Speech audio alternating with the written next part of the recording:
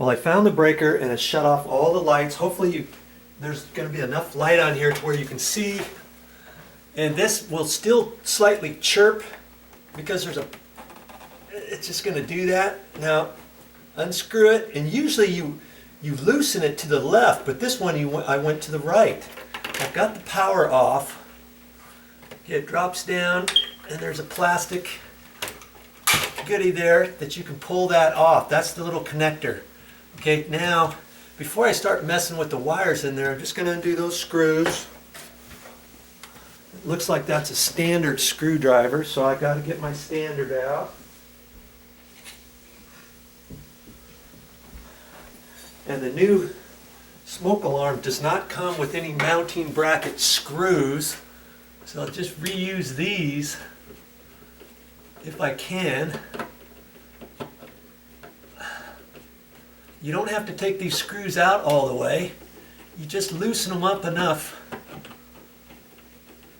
and then you can unscrew this plastic. And see, they painted the ceiling, and hopefully I can get this.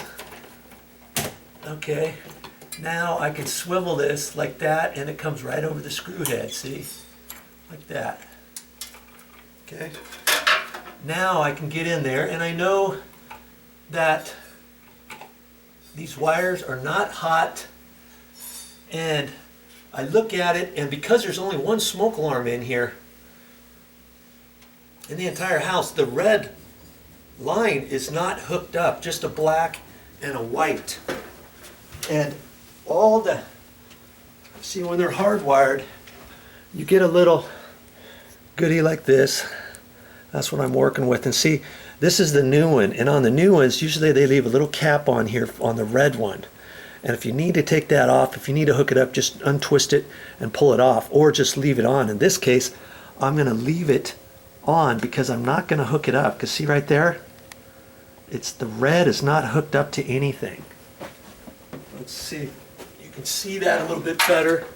Here's the red. See, it's not hooked up to anything.